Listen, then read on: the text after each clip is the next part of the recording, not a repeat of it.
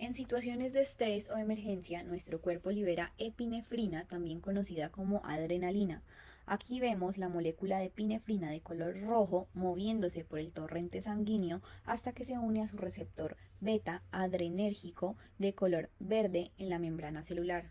Cuando la epinefrina se une, el receptor cambia de forma y activa una proteína especial dentro de la célula, llamada la proteína G, compuesta de alfa, beta y gamma de color verde. Esta proteína en estado inactivo con una molécula de GDP, pero ahora cambia a GTP. Esto le da energía suficiente para separarse y continuar con la señal. La subunidad alfa activada viaja rápidamente y se une a la adenilato ciclasa de color amarillo mostaza, una enzima clave en esta vía de señalización. Ahora la adenilato ciclasa convierte ATP en AMPC, un segundo mensajero que amplifica la señal. Como se observa en el video, empiezan a aparecer pequeñas moléculas azules por toda la célula. Esto significa que la señal se está propagando. Estas moléculas de AMPC se unen a una proteína quinasa o PKA de color amarillo que estaba inactiva. Con la llegada del AMPC, la PKA se activa y se prepara para fosforilar proteínas claves dentro de la célula. Ahora que la PKA está activada, se mueve dentro de la célula y modifica otras proteínas que están representadas de color rosado, lo que esto produce una respuesta importante como la degradación del glucógeno en el hígado para generar energía o el aumento del ritmo cardíaco para bombear más sangre, para que nuestro cuerpo esté listo para reaccionar. Pero cuando ya no es necesario, la señal debe apagarse. La proteína G vuelve a su estado inactivo, la adenilato ciclasa deja de producir AMPC y la PKA se desactiva.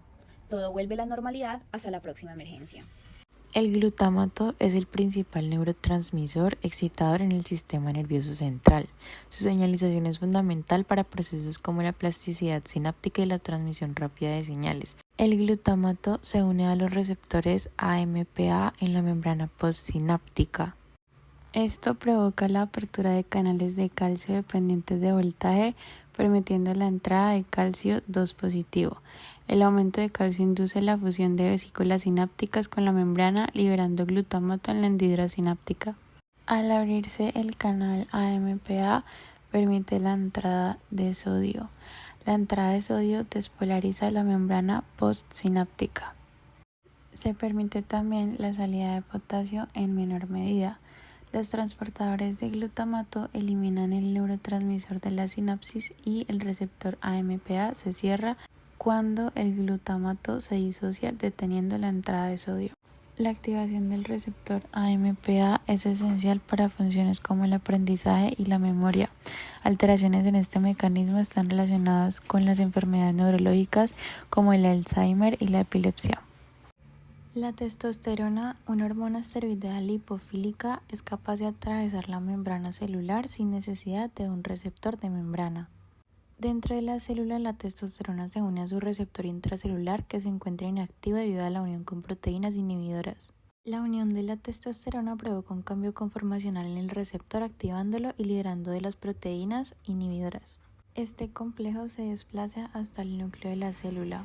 Dentro del núcleo, el receptor activado se une a secuencias específicas de ADN llamadas elementos de respuesta, iniciando la transcripción de genes. Como resultado, se producen proteínas reguladoras de la expresión génica que generan cambios en la función neuronal, influyendo en la plasticidad sináptica y la regulación de neurotransmisores. Gracias a este mecanismo, la testosterona juega un papel clave en la regulación del comportamiento, la cognición y la función neuronal en el sistema nervioso central. La insulina es una hormona producida por las células beta del páncreas y su función es regular los niveles de glucosa. También se denomina hipoglucemiante. Esta será representada de color rojo. Para la señalización de la insulina, los receptores tirosina quinasa representados de color verde se van a encargar de la unión de la insulina. Una vez unida la insulina, provoca un cambio conformacional del receptor y una autofosforilación en residuos beta de la tirosina. La autofosforilación va a permitir la activación o fosforilación del sustrato del receptor de insulina, IRS1, representado de color verde, y ahora se convierte en una proteína de señalización intracelular activa. Al activarse IRC1, esta puede activar una proteína llamada fosfatidil-inositol 3 quinasa, o PI3K, representada de color azul. Al ser activada esta proteína PI3K puede ir a fosforilar a un lípido de membrana, que se denomina PIP2, fosfatidil-inositol 4,5-difosfato, a PIP3, fosfatidil-inositol 3,4,5-trifosfato, representado de color rojo. Una vez fosforilada, el PIP3 puede ir a reclutar o activar a la PKB, proteína quinasa B, o AKT. Es la principal proteína efectora de la señal de insulina. La proteína quinasa B o AKT va a ir a activar la translocación de GLUT hacia la membrana celular. Esto permitirá la entrada de glucosa a la célula para luego ser almacenada. Esto explica cómo la insulina es hipoglucemiante y cómo la glucosa entra al músculo, al hígado o al tejido graso.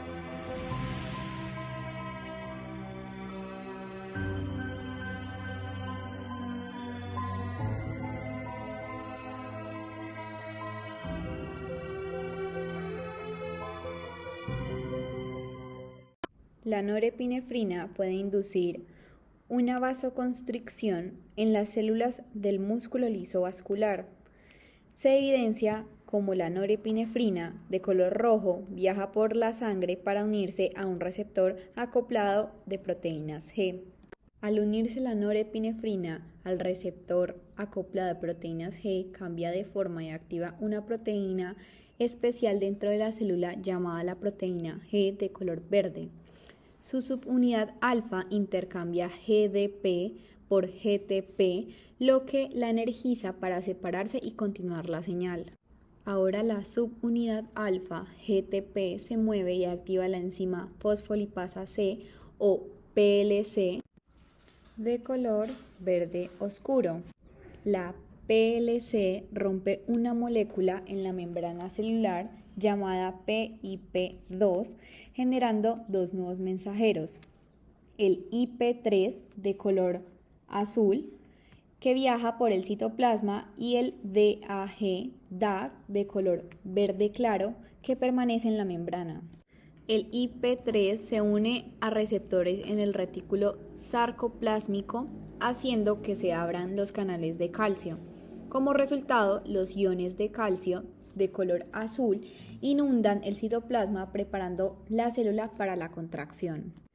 El calcio liberado se une a una proteína llamada calmodulina CAM, formando un complejo que activa la quinasa de la cadena ligera de miosina o MLCK de color morado. Esta enzima fosforila la miosina, permitiendo su interacción con la actina, haciendo que el músculo liso se contraiga y el vaso sanguíneo se estreche. Como resultado, la presión arterial aumenta. La acetilcolina regula la excitabilidad de las neuronas en el sistema nervioso central, ayudando en la transmisión de señales nerviosas, la memoria y la concentración. También participa en la regulación del sueño y el movimiento voluntario. La acetilcolina viaja hasta la neurona postsináptica y se une a un receptor especializado que sería un canal de iones activado por ligando, lo que significa que este solo se abre cuando la acetilcolina llega a él. Este canal es una proteína que controla el flujo de iones a través de la membrana celular cuando la acetilcolina se une a él. El canal se abre y permite la entrada de iones positivos. Ya con el canal abierto, los iones Na+ y Ca2+ entran en la neurona postsináptica y esto genera un cambio en el potencial eléctrico de la célula, lo que permite que la señal nerviosa continúe su camino a lo largo del sistema nervioso. El flujo de sodio y calcio hacia la neurona provoca su activación y esto genera un potencial de acción, que es la señal eléctrica que se propaga a otras neuronas para continuar con la comunicación cerebral. Cuando ya la acetilcolina realiza todo este proceso, los receptores o canales vuelven a su estado inactivo y se cierran. La neurona postsináptica regresa a su estado de reposo, lista para recibir una nueva señal cuando sea necesario. El neurotransmisor GABA es crucial para el sistema nervioso central, ya que actúa como un inhibidor y equilibra la excitación neuronal, regula el tono muscular y ayuda a prevenir trastornos como la ansiedad y epilepsia.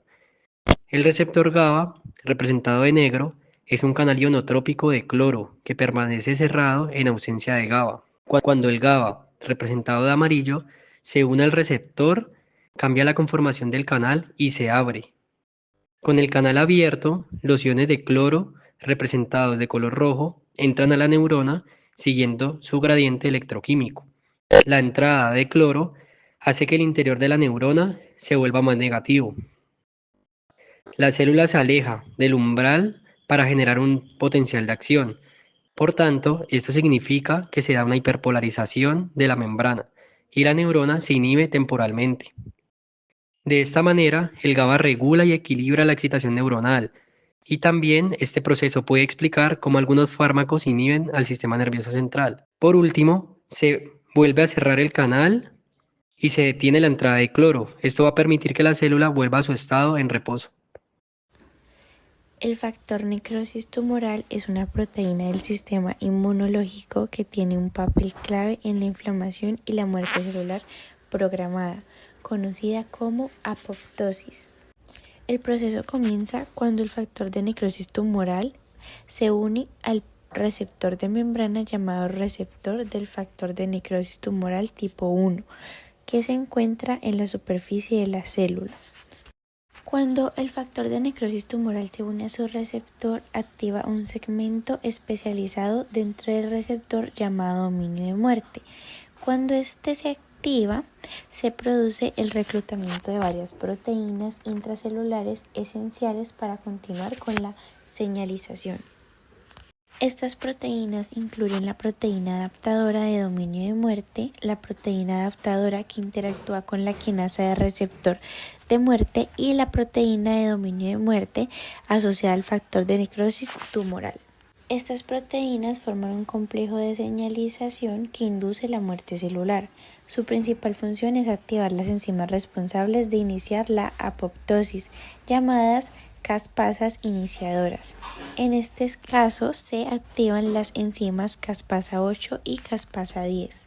Estas enzimas activan a su vez la enzima caspasa 3, que es clave en el proceso de apoptosis, ya que es la responsable de ejecutar el proceso de muerte celular.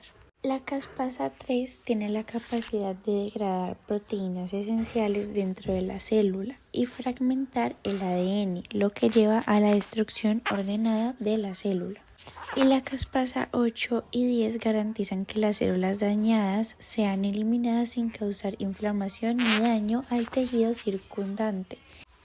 Como resultado de la activación de estas enzimas, la célula neuronal entra en apoptosis, es decir, la neurona pierde su capacidad de comunicación con otras neuronas y eventualmente se desintegra. Este proceso de muerte celular puede afectar funciones importantes en el cerebro como la memoria, el movimiento y el aprendizaje. La hormona tiroidea es apolar y es lipofílica, pero ingresa a la célula por medio de transportadores específicos de membrana, como MCT8 o integrinas, pero en este caso entrará por MCT8, representado de color morado. Una vez la hormona tiroidea T4, representada de color verde, atraviese la membrana, se debe convertir en su forma activa T3, representada de color azul, por medio de enzimas D1 y D2, representadas de color rosado. Una vez hecho este proceso, se traslada hasta el núcleo y se une al receptor de la hormona tiroidea TR, de color naranja, que forma un complejo con el ácido 9-cis-retinoico, de color verde, que se unirá al receptor de retinoides R por R. Y finalmente se unirá este complejo a regiones específicas del ADN, llamada THRE, o elementos de respuesta de la hormona tiroidea, representada de color azul, y activará la transcripción de genes